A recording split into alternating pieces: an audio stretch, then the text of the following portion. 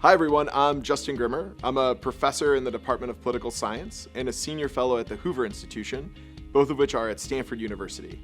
In my lecture today, I'm going to talk about some content from our new book called Text as Data, a new framework for machine learning and the social sciences. I wrote this with Molly Roberts and Brandon Stewart.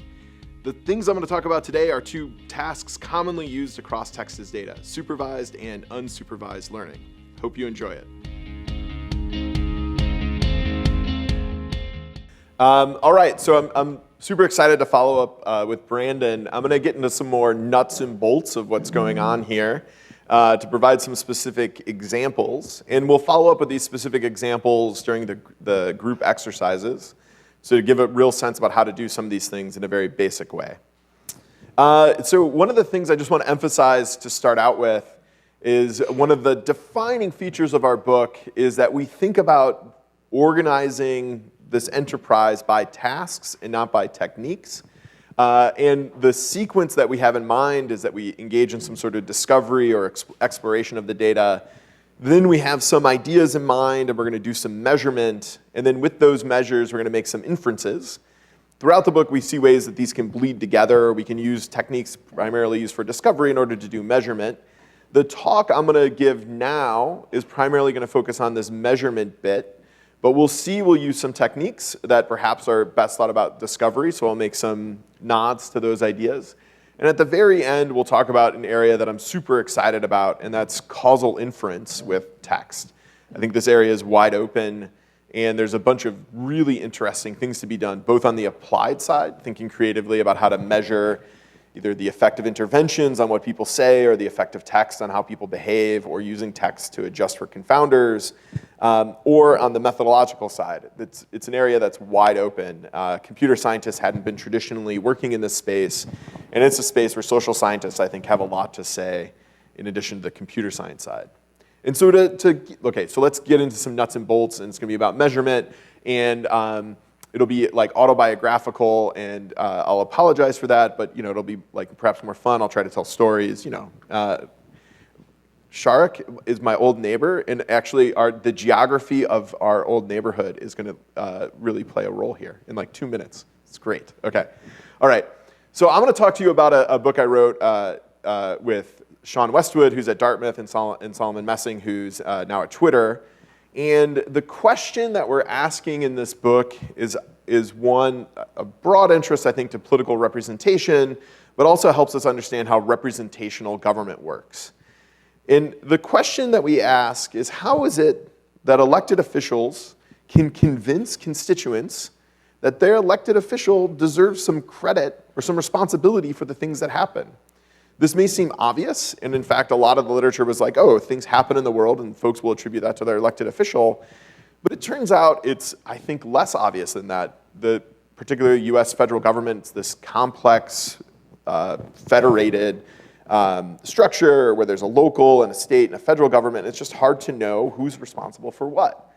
And in fact, if a legislator brings money back to the district, it could be really confusing for a constituent to know that the legislator's responsible, because constituents will lack information about the project and context, like was this a big project or a small one? And so one of the things that we noticed with some earlier work in the space is that legislators are happy to provide information to constituents and create context for these projects.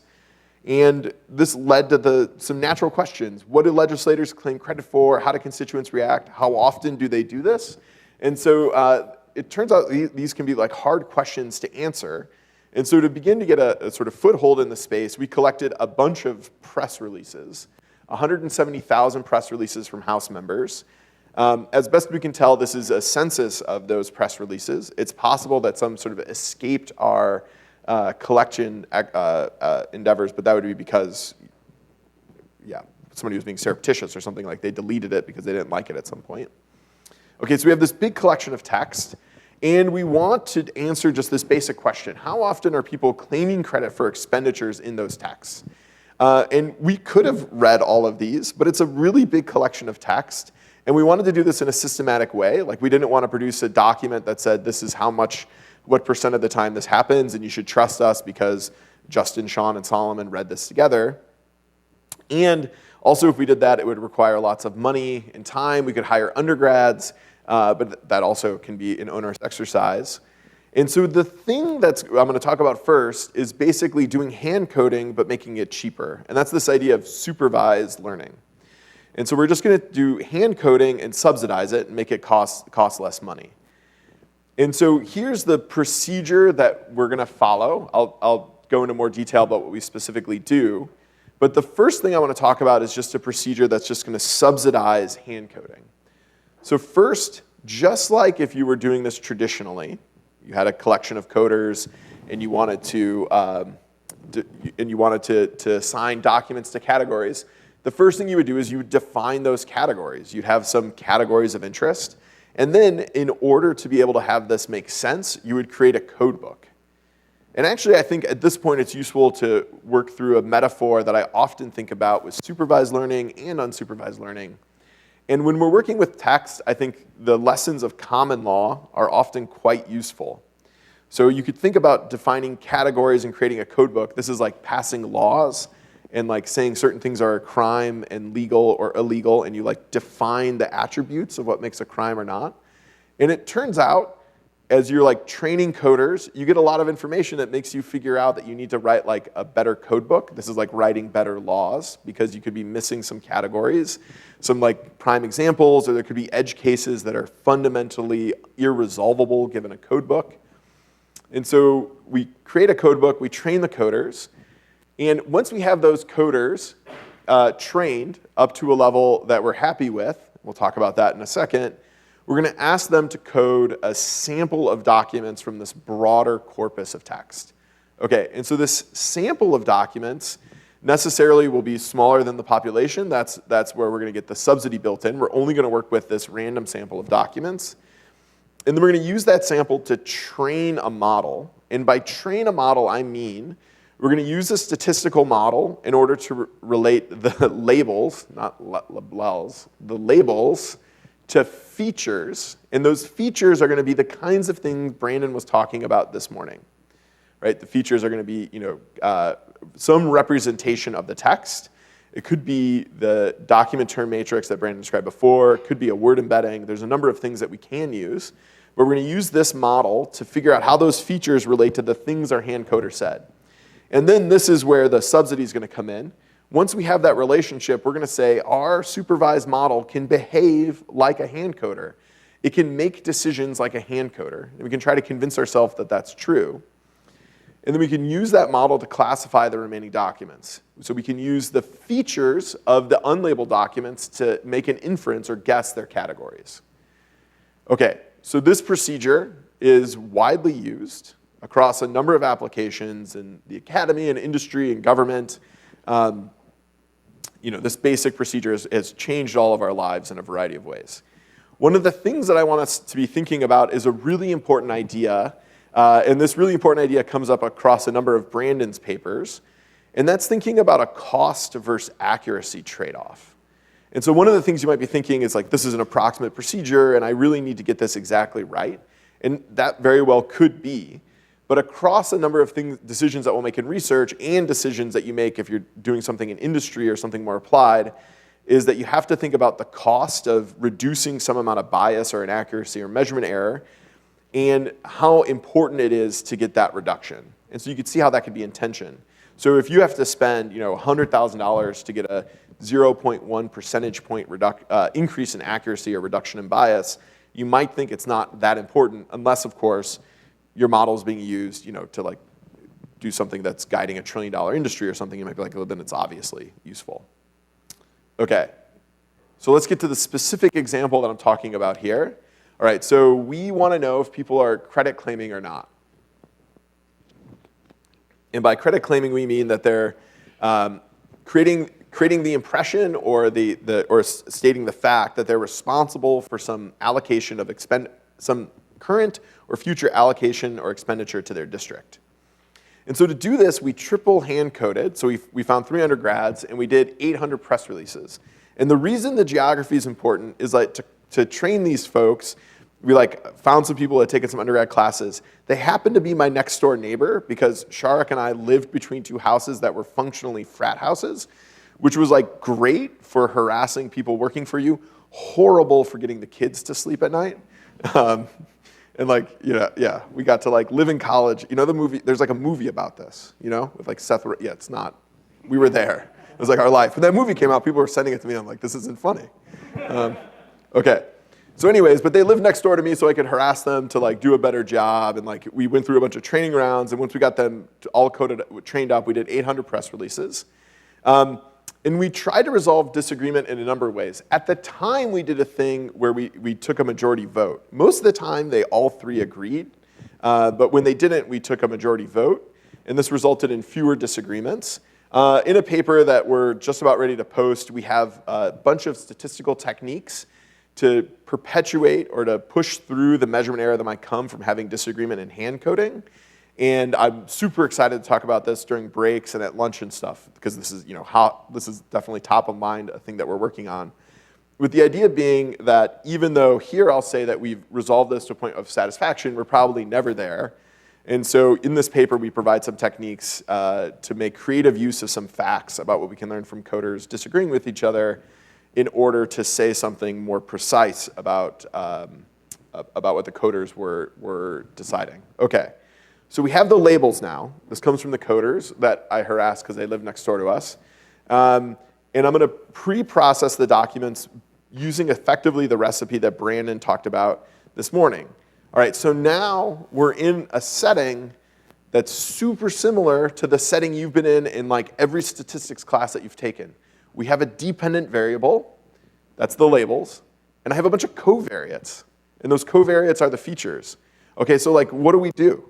Like the first thing you might be like, you're like, yeah, I got a dependent variable, I got covariates. You'd say like, well, like, why don't you run a regression? It's not a crazy idea, right? Just run the regression. Okay, so let's run a regression. It's like, what could go wrong? So we have n observations. We'll just say that because we're gonna have some like notation now because we're like, as I said, we're getting into like nitty gritty. Okay, we're gonna have observations, and there'll be like a dependent variable. And in this case, it's like you credit claim or not, but it could be other things. And that's part of the reason that I have other things here is that it turns out the things we're about to learn are useful beyond just text as data, but we'll make it a text as data thing. And then we have some features. The features are just like Brandon described, okay? But they could be covariates. There's like replace the W with an X if you're more comfortable with that, Okay, so it's a J element long vector, okay? And so we're gonna run a regression. How do we run a regression? As you all know, from running a regression, you're going to minimize the sum of squared residuals. That's a thing we've talked about at some point in your life. Not we, but you've and some other instructor have talked about. Another way that's the objective function, and you would like to find the thing that makes that as small as possible. That's the minimization. That's all this argmin bit here is. And so the beta hat's the thing that's going to make that as small as possible, okay? And then as you know, W prime W inverse W prime Y, that's the formula. Okay, so far so good. You're like, no problem, got it. Great. Okay, so what you're going to tell us, Justin, is that we're just going to run a bunch of regressions, and that's like almost true, but there's like a issue, a thing that'll come up. So as you try to do that, here's the first thing. J is going to be big. It's going to be like really big. There's a lot of features, and in fact, there could be more features than documents. And this was like, assumptions that go into your OLS lecture. That is a big no-no.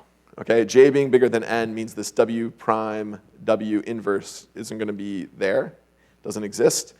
And even if that's not the case, a lot of these things are going to be correlated. So you'll have this like multicollinearity, like the worst case of multicollinearity ever.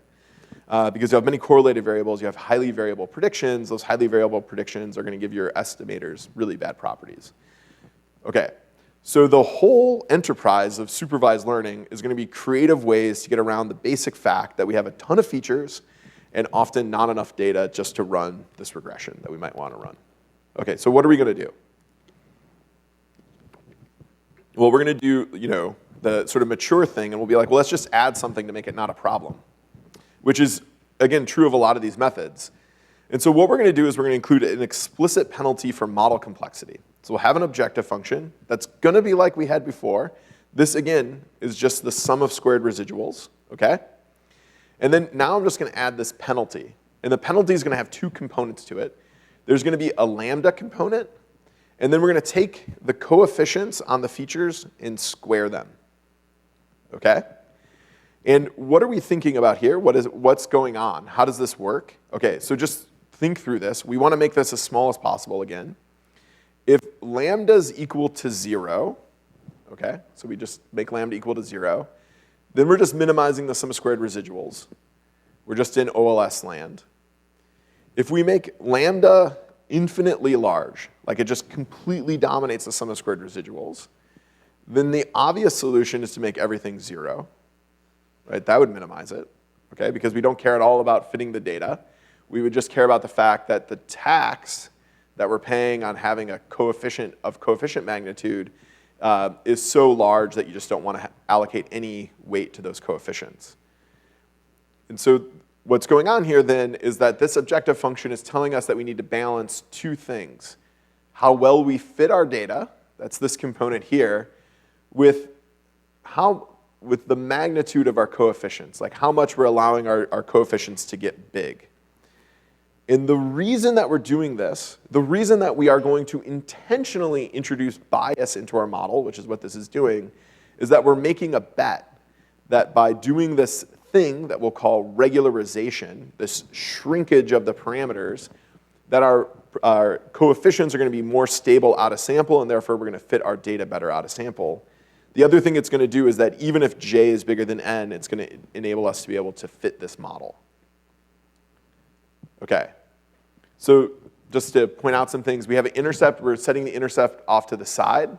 Lambda is going to be that penalty parameter, and we're going to standardize the feature matrix. The reason you're going to do that is because you want to make apples-to-apples comparisons across your coefficients. Otherwise, the penalty doesn't make much sense. Okay. All right, so this perhaps seems like it could be complicated. There is going to be a complicated thing coming up next. This actually turns out to have a wonderfully great form. Okay, so the first thing is we can write out the same optimization criteria that we had before, and it looks very similar, except we got this lambda bit kicking around, and this is the wonderful thing that's good, like will make you happy. We'll demean our data, which is like sort of not an important step. We're just doing it so we can set the intercept easily. And then all we're doing by adding this is we're having the same OLS functional form, but we have this lambda bit multiplied by an identity matrix. That's what this I is right here. And so effectively, all that's going on with Ridge is that you have the same W prime W inverse thing. And we've just put these like little lambdas down the diagonal of this. And it turns out that's enough to make this be able to go. Okay, so that is one way in which to do this. You might be asking yourself, how in the world can this work? Okay, so I'm going to give two flavors of explanation. Before I switch to the next slide, though, I need to have your attention. I am going to break a rule of teaching. On the next slide, I'm going to put a thing that's wrong. And there's this idea that you should never put on a slide a thing that's wrong, okay? But I have now disclosed to you the thing on the next slide is wrong. So I'm in no way responsible for you misusing what's on the next slide. Okay? Good. Okay. Here's what's wrong. I mean, it's not wrong, but this is never going to happen. Suppose there's no correlation between the words. Like everything is orthogonal to everything else. So that this W prime W is just the identity matrix, all right? We'll see why we did this. It's going to give us some intuition. But let's suppose that that's the case. Okay, this is going to give us a nice formula. This is the OLS formula that we had before, but we can just like substitute it in. And so under this like weird condition, our OLS formula is just W prime Y. Okay? We can do the same thing with Ridge. Okay?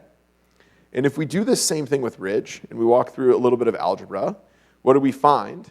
We find that the Ridge coefficient in this very specific setting that does not hold in your data set, that the Ridge coefficient is going to be the OLS coefficient divided by 1 plus lambda. And that's the sense in which we're regularizing, because lambda has to be bigger than 0. You can see as lambda gets infinitely large, this will go to 0. And as lambda goes to 0, this collapses back on OLS. Okay. All right, so this second bit of intuition, I'm going to give the top level intuition for it, and then I'm not going to belabor it too much. because it requires you to have spent some time with SVDs. This is the intuition for ridge that I like the most. I wanted to put it out there, but I also don't want us to get like bogged down in esoteric results from linear algebra. The key intuition here is that when you make a prediction with OLS, you're using essentially all of the information in the W matrix in order to make that prediction, even the stuff that's kind of super random and like noisy. But with ridge regression, what we're going to do is we're going to make a little bit of regularization on those dimensions, and we're going to pick the dimensions where there's the most explanatory power. And in fact, it's going to be super closely related to if you had taken principal components of the feature matrix. If you know what that is, that's helpful, and if not, again, I'm not going to belabor this slide. Effectively, that's what this formula is going to show. Down here at the bottom, you can see the lambda j's are big when this dimension is capturing a systematic feature of the data, and therefore it's going to give lots of prediction. But when lambda j is small, it means that this is kind of a noisy dimension, and ridge isn't going to use that information very much. Okay, and in fact, you can come up with an idea of degrees of freedom for a ridge, which is used in some statistics that just has to do with the formula that I just gave there. Okay. We are now sprinting through some ways to do this. We talked about ridge. We got some intuition. In the exercises this afternoon, we will have an opportunity to go through it. You could, of course, use different models to penalize for complexity. We sort of arbitrarily used a squared term. You might say, well, like, why not an absolute value term? Or, why not some other term? And that's a good question. And it'd be nice to live in a world where the absolute value and the squared gave the same answer. But it turns out there's like very different behavior of the model depending on what penalty you use. And perhaps the slightly more famous sort of model within this suite of models is what's called the lasso, which uses this absolute value penalty. And again, everything else is the same. So it's useful for us just to take a second and confirm we have the same intuition for what's going on here. We, again, have a component of this expression that's about fitting the data. And we, again, have this component that's about a penalty, about the magnitude of our coefficients. And then we have this lambda term that's going to be all about the cost of increasing the magnitude of our coefficients. And the thing to know about the lasso, the key sort of takeaway from it, is that the lasso is going to do what's called induce sparsity in the coefficients. And I think this is why it's so widely used. So the lasso has a tendency to shrink coefficients to 0, whereas the ridge has a much smoother sort of continuous effect on the coefficients, where all of the coefficients will receive some non-zero weight. We'll see with the lasso, some of the coefficients shrink to 0, and therefore that feature is effectively not used in prediction at all. All right, so again, I'm doing the thing that's wrong, okay? I'm supposing that there's no correlation in our data for intuition. If we do this, and you walk through the algebra of this, you can see that the coefficient for the lasso has 2 components to it. And this is where we can get a sense of how things are going to be zeros or not. So we have the same OLS coefficient here, that's beta hat. And there's going to be 2 components to this. So check out this component over here to the right. What this says is, take the absolute value of the OLS coefficient and subtract off the lambda, okay? That's going to be a number. The absolute value of the coefficient has to be positive.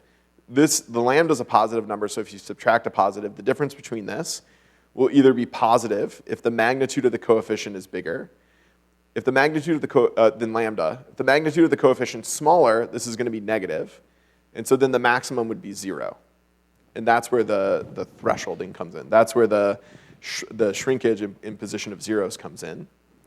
All right, so that's all this is saying is if the magnitude is bigger than lambda, you're going to get the coefficient minus lambda.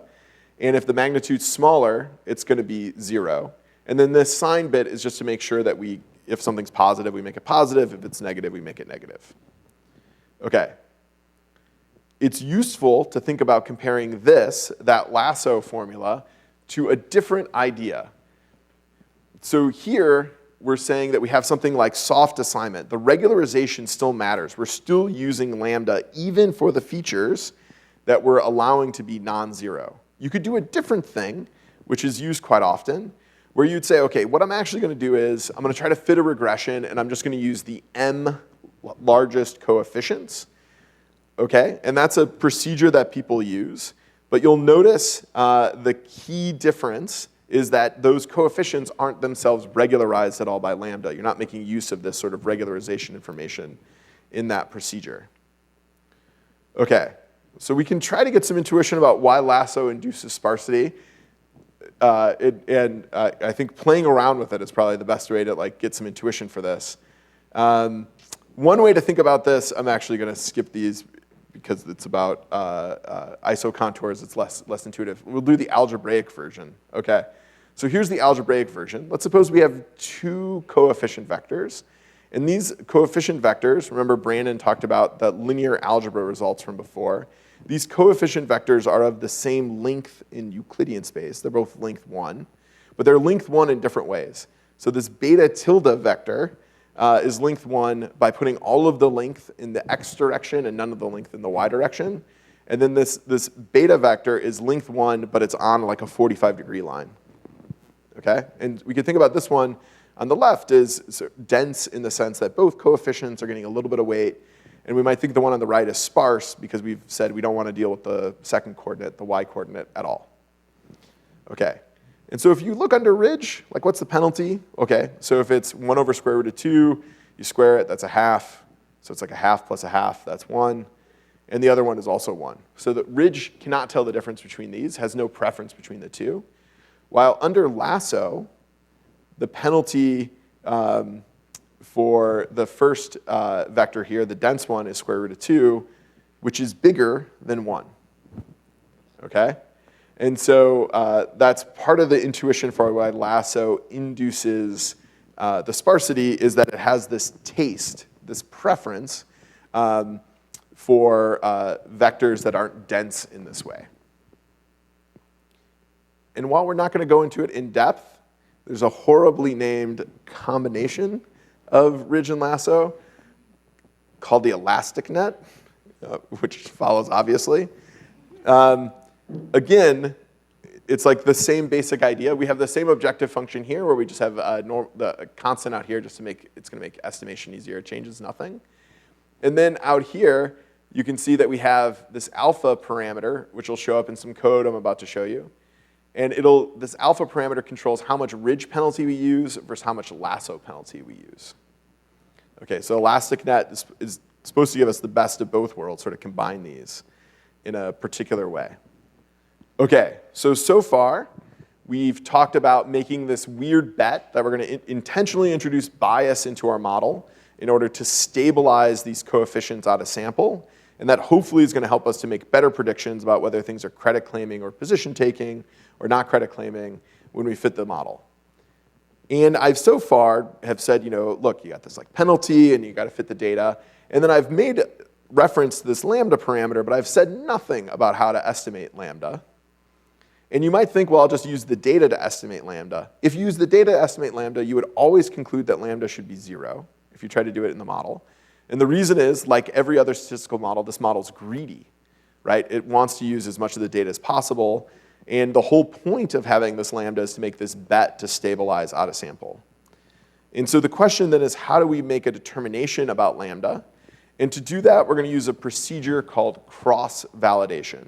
And we're going to walk through some code together on the screen in order to think through exactly what this procedure is. But the idea is that we're going to use our models to give some probability of a document belonging to credit claiming or not. And then perhaps we'll have some threshold to classify. And then we'll cross-validate in order to pick the lambda that gives us the best score on this cross-validation statistic. So just as a brief segue into, or a brief aside on thinking about accuracy, when we're doing classification, like these models are going to be generating probabilities, we might have some threshold that we want to classify over. And so the simplest one we might use is 0.5. If you're above 0.5, we'll say you belong to the category. If you're below 0.5, we'll say you don't belong to the category. Then what we can do, in instances where we know the answer, that is, we have our hand coders have generated an answer, because recall, that's our goal. We just want to replicate what they're doing. In those instances, we can create what's called either a contingency table or a confusion matrix for a binary classifier. So here on the columns, we have what's actually observed, whether it's in the category, say it's credit claiming or not. And on the rows here, we have the predictions that we make. And we'll say that it's credit claiming if it's above our cutoff. Here, we're just going to say it's 0.5. And then we'll say it's not position taking if it's below the cutoff. Given this, we can populate the inside of this table with some facts about how we did with our predictions. So if something's really credit claiming, and we said it was credit claiming, then it's a true positive. We got it right. But if it's not credit claiming and we said it was, well, that's a false positive. And if we said it wasn't credit claiming but it was, that's a false negative. And if we said it wasn't credit claiming and it wasn't credit claiming, that's a true negative. Okay? That's like the 4 states of the world we can be in. You can sum, sort of down the rows. That'll give you the total number of positive cases. And you can sum down both the total number of positive and negative, And then the first, just simplest statistic that we'll talk about is accuracy.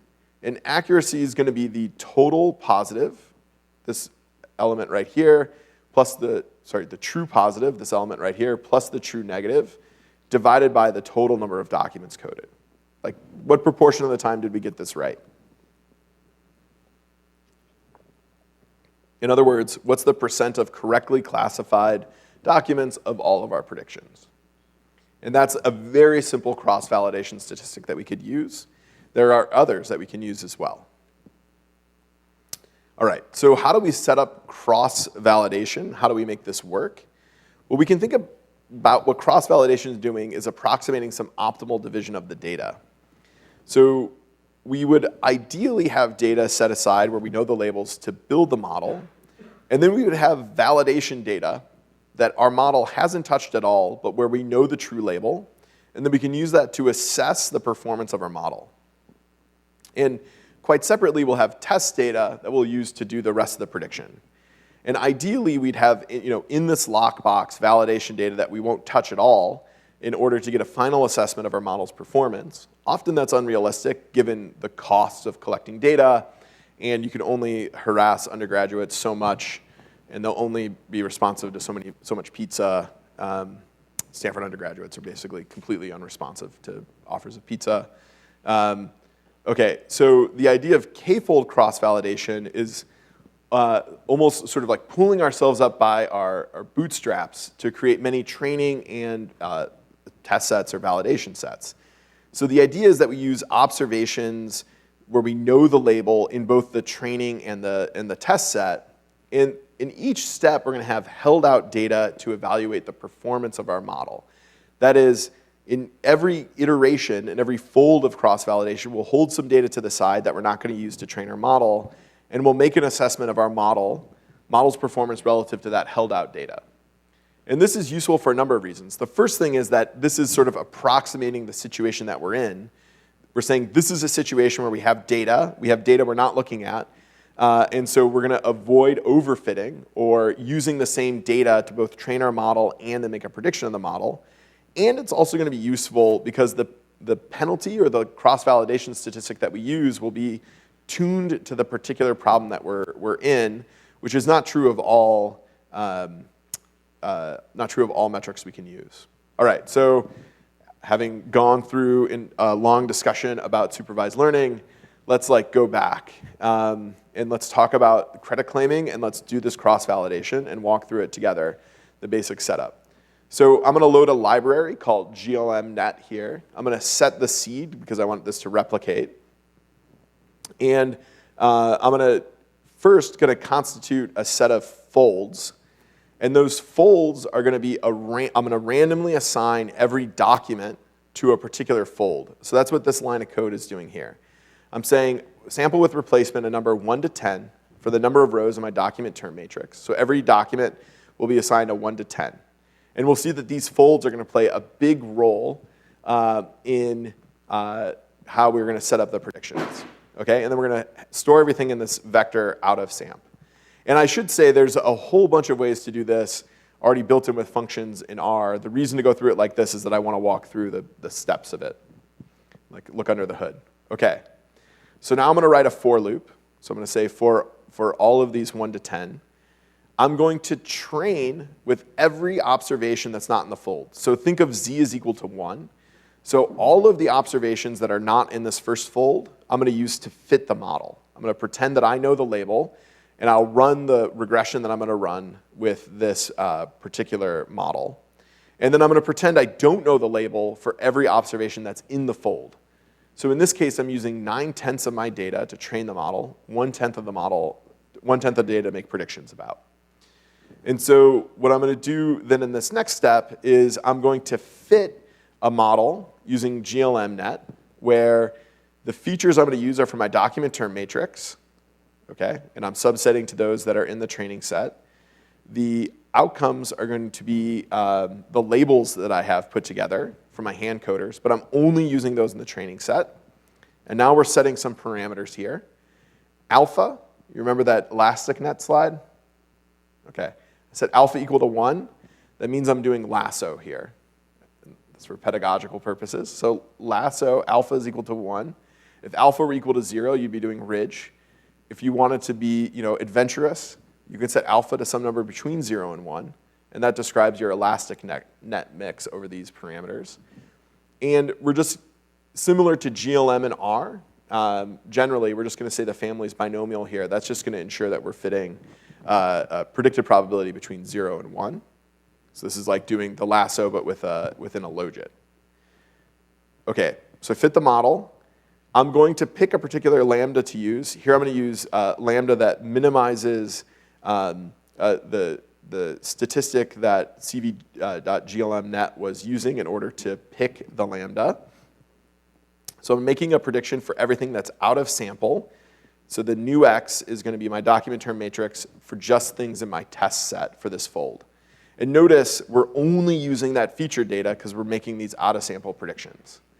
Okay, and so I'm predicting the labels. That's why it says class here.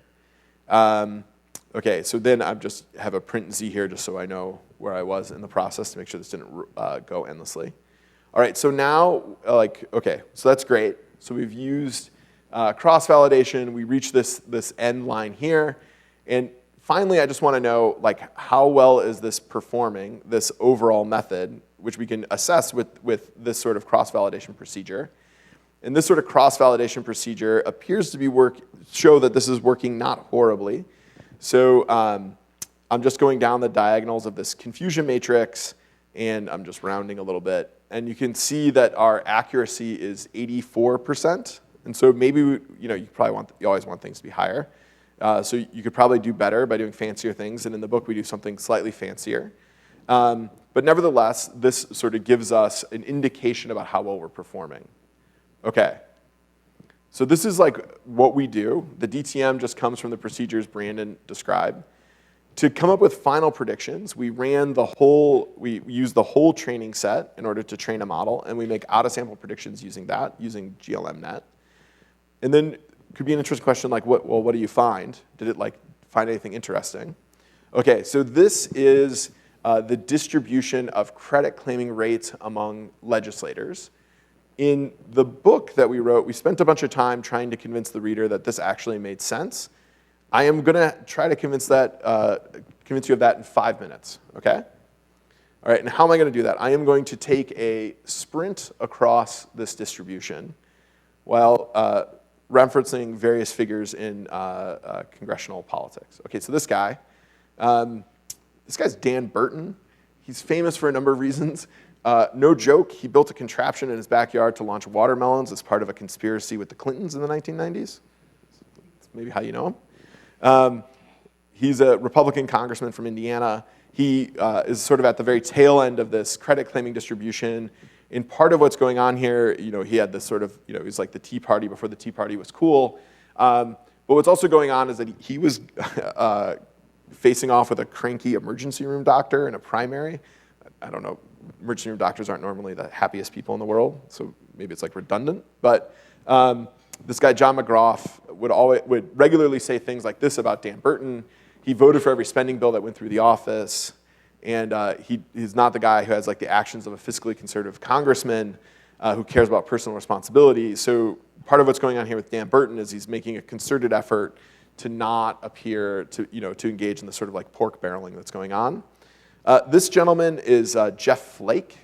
He was a member of the House from Arizona, became a senator from Arizona. He hates political science, like no joke. He regularly would go to the Senate floor, House floor. He's talked about my colleagues' NSF grants and how ridiculous they are on the floor. So like, I'm sorry, political science hurt him. He also doesn't do much credit claiming. In fact, I have a whole separate spiel about his hilarious like anti-credit claiming stuff that I'm happy to talk to you about. Okay, so he's a Republican. You might be like, okay, is it just Republicans over here? It's not. This is Jan Schakowsky. So she's a progressive from the sort of northern Chicago suburbs, like think Evanston kind of area. And she doesn't do much credit claiming. And that makes sense because she focuses a lot on policy, so like big picture stuff, Okay, so as we go down the line here, it's like, who are the people who actually do this? So this gentleman is a sort of moderate Republican, Frank Lobiondo, and he did a lot of credit claiming. He represented New Jersey. This guy is Chet Edwards. He's a moderate Democrat from Texas. You may recall Texas redistricted twice in the 2000s. It was largely to try to get rid of Chet Edwards. He sat on appropriations and budget and did a lot of credit claiming. But there's no one who comes close to Hal Rogers. So Hal Rogers was chair of appropriations at this time. He represents the eastern part of Kentucky, think Appalachia. In so much as there's economic development in this area, it's largely because of Hal Rogers' prowess of redirecting federal funds to the area. And he's got some amazing quotes. One of the great quotes from a congressional battle where he just wanted to get some things appropriated, where he said, "We just can't afford luxuries like ideology," which is like an amazing thing for a politician to say. And the Lexington Herald leader crowned him the Prince of Pork. Okay, so is this like iron proof that this thing worked? It's like probably not, but there's like a lot of plausibility here, and like we could spend some time digging into it. Hal Rogers, yeah, unique guy. Okay. All right, so we did a bunch of work, and we now have labels for all of these documents about whether they're credit claiming or not. A natural next question is to ask, like, well, what do legislators claim credit for? What's going on in these documents? And that, again, turns out to be a super hard question to answer. Some of this we had some insight on because it had popped up in some prior work that we had done. And I don't want to give it away, but there's some crazy things that people claim credit for that turn out to give us deep insights into what goes on with the federal government. And so part of what we want to do here is we're going to say, okay, we have this new data set of documents that are credit claiming. We might ask, well, can we generate some insights into the range of projects that people are claiming credit for? And to do that, we're going to use some tools that we might think about as discovery in order to do this measurement, where it's the distribution of what people are claiming credit for. And so in order to do this, I'm now going to sort of switch gears a little bit and talk about some unsupervised methods. And so at a very high level, I want to introduce some ideas, particularly about clustering. And then we'll see that we'll generalize clustering a little bit to do something with mixed membership, and that's what we'll end up doing for this example. Okay, so clustering is perhaps the first unsupervised method that everyone learns. And here's the idea. The task of clustering is grouping units into partitions. And by a partition, I mean an organization of the units such that every unit belongs to only one organization. Right? And unsupervised learning, I mean learning without using labeled data. So as Brandon mentioned before, this is going to not involve me harassing and getting my undergrads to work a bunch. This is going to be undergrad free, at least from the start. And so we're going to learn without using any labeled data. It's worth noting that this doesn't mean that there's like fewer assumptions that go into unsupervised learning. They're just like different assumptions, okay? And we could spend a lot of time talking about that in discussion. And then another term that I'm going to throw out a bunch is topic models. And usually what we mean there is the application of clustering or a thing called mixed membership techniques to documents to determine their subject matter. And the key idea here, when we're talking about something that's unsupervised, is that we're going to be both creating the categories and categorizing the documents at the same time.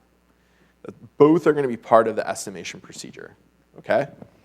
All right, so suppose we think about clustering. A clustering technique is trying to partition the data, and it's going to do this by making some assumptions about what similarity is, and some assumptions about like how to optimize under that definition of similarity and what constitutes a good cluster.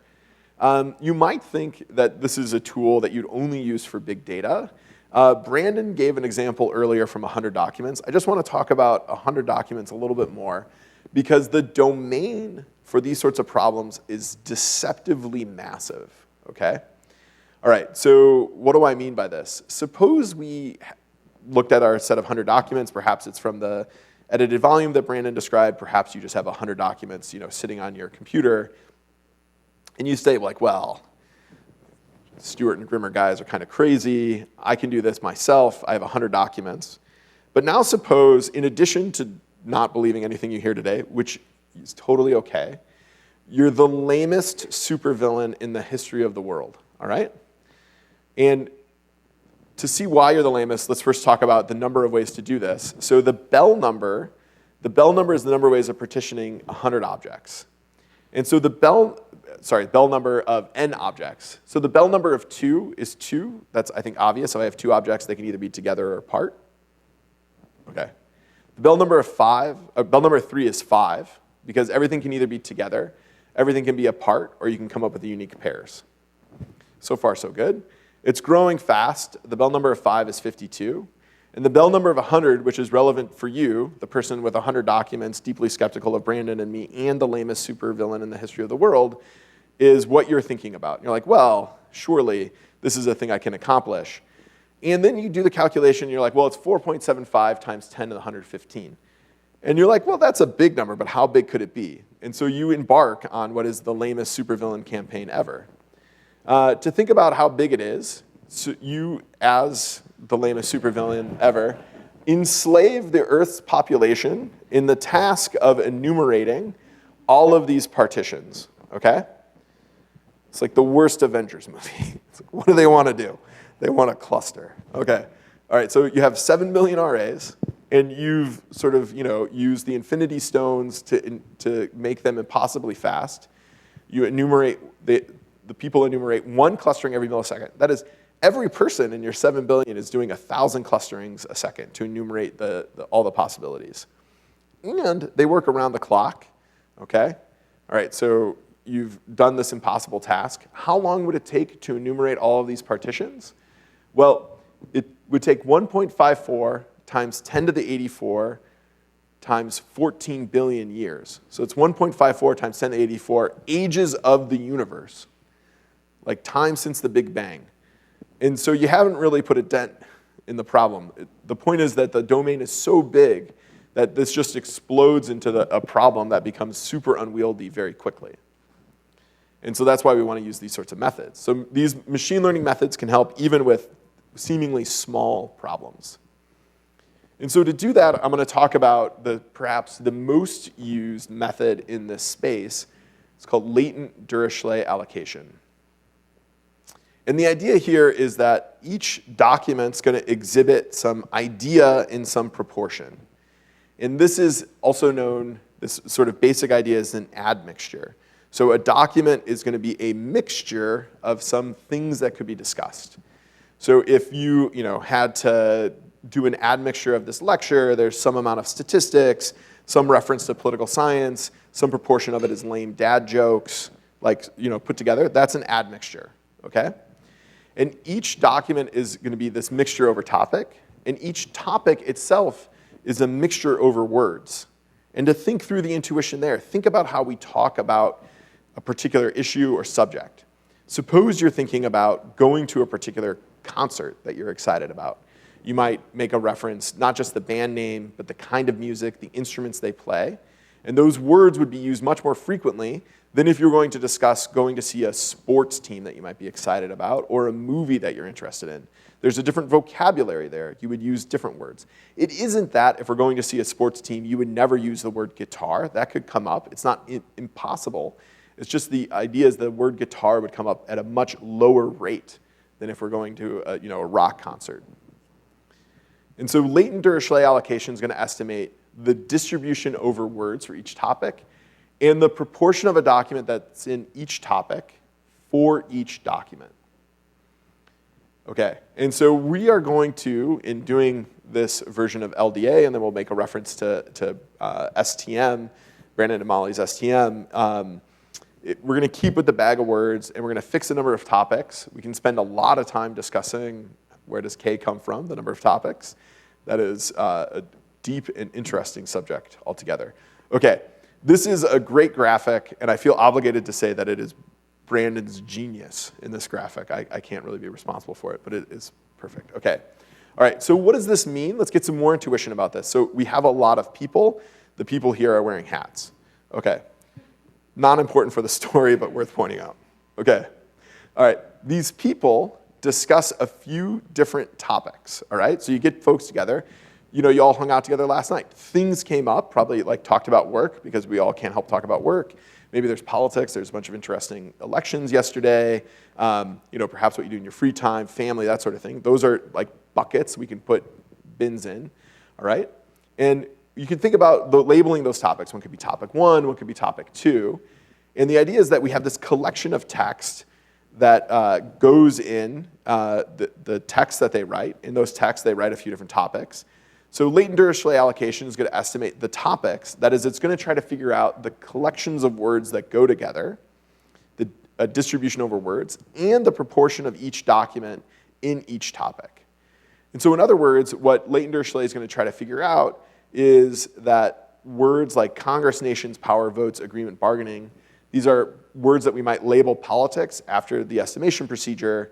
And the key idea here is that because these words tend to co-occur with each other, there's some correlation, LDA is going to put a high weight, in a topic, going to put a high probability of using the words, say, Congress, nations, power, votes together. Whereas if we're talking about statistics, words that receive a high probability will be words like estimator, data, analysis, variance, model, inference. Okay. So that's at a very high conceptual level what's going on. We could do this more in a sort of model-based way. And so what's going on here is the LDA is going to be a Bayesian model. And one way to think about what's going on with this Bayesian model, even if you're not familiar with Bayesian statistics, is that we're going to be organizing things hierarchically, okay? And just think about what this hierarchy looks like. We have a document, okay? In this document, we know all these things. We know the document exists, and we have a bunch of words that belong to this document. And so you could think about the unit of observation is both the document and then the words in that document. And using this hierarchy, what we're going to try to learn then is this parameter theta, which is going to be the per document topic proportions. That's going to govern, once we have that parameter in hand, the per document topic proportions. The idea is that for every document, with some probability, we'll draw a label for each word. That's the per word topic assignment.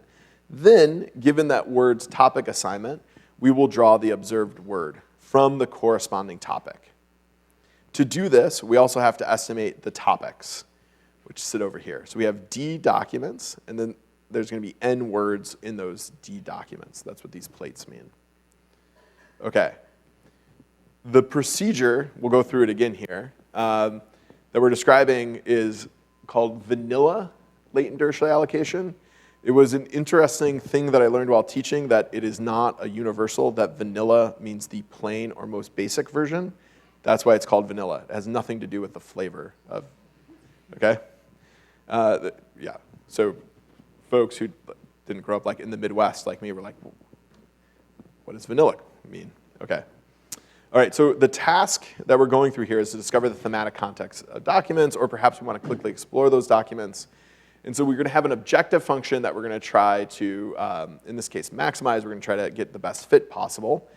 So with this, we'll estimate a theta parameter, which is going to be an n number of documents by k matrix, where each row of this is going to be the proportion of a document allocated to each topic. We will have a topic matrix beta, which is going to be a k by j.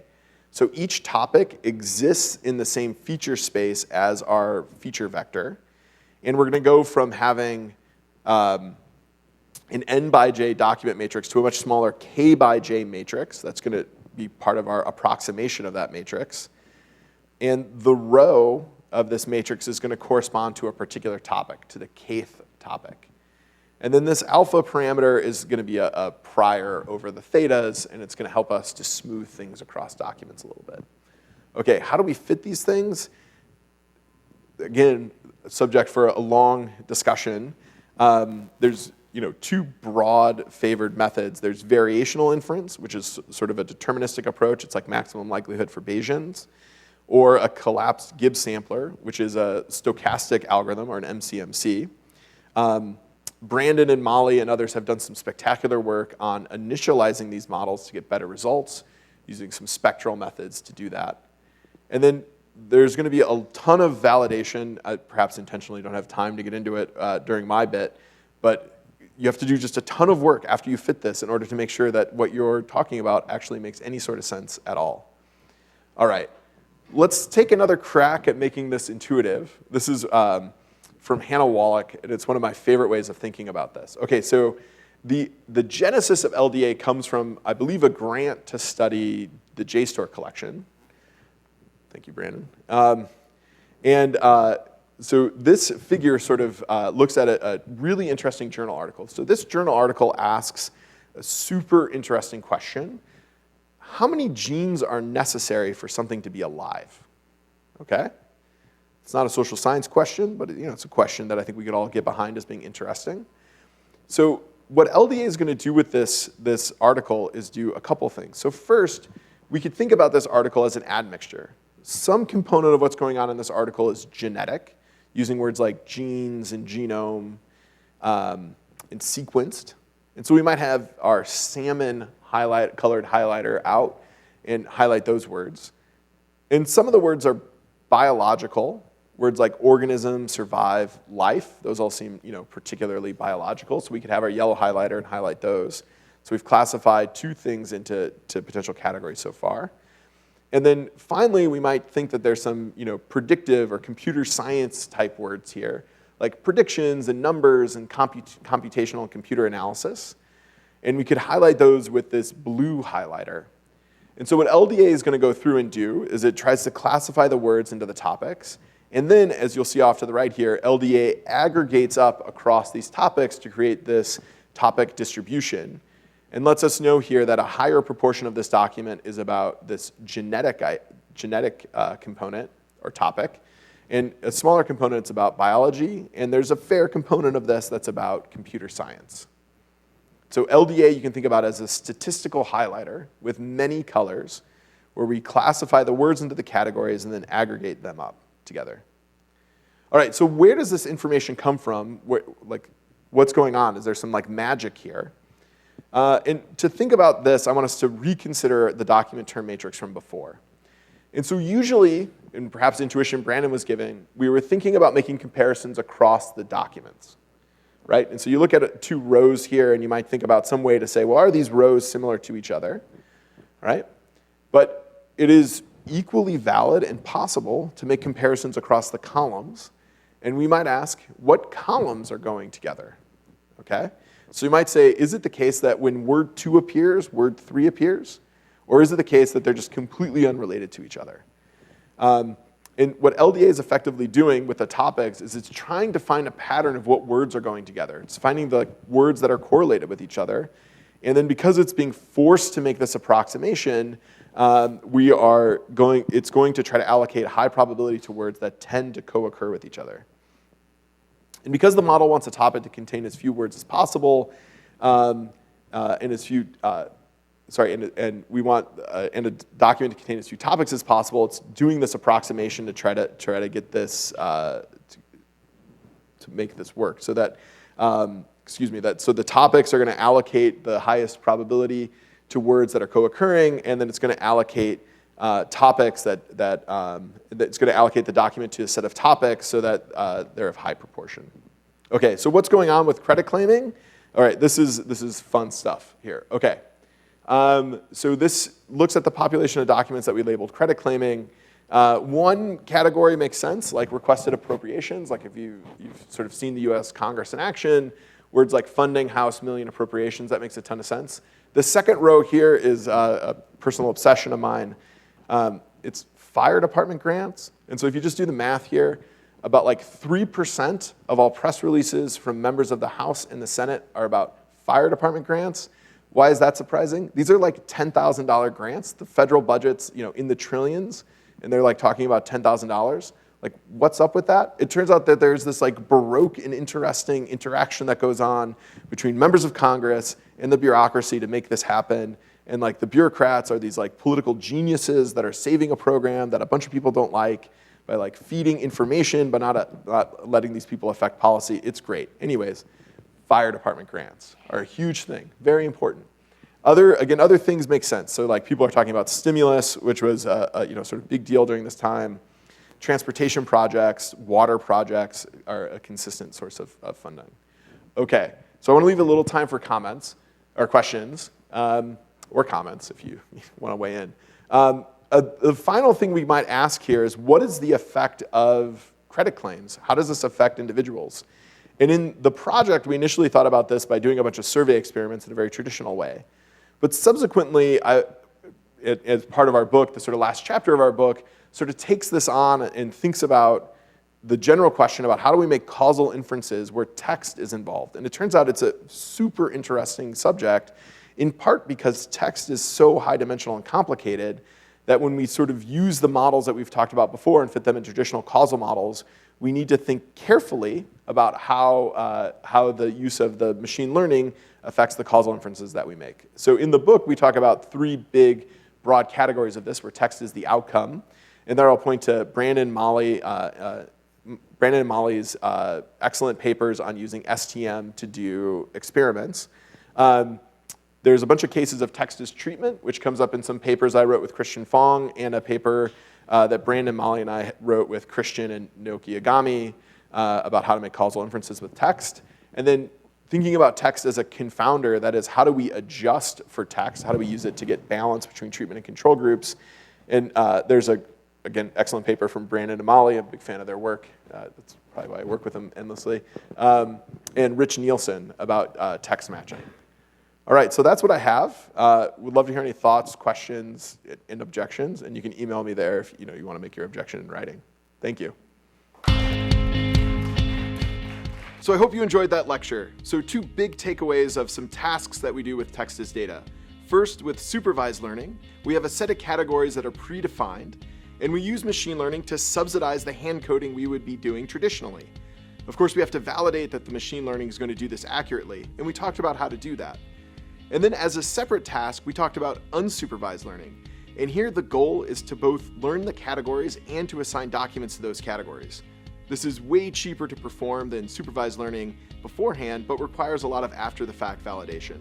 I hope you'll check out our book where we discuss both tasks in the context of a number of research designs and how they can be deployed in the social sciences. Thank you.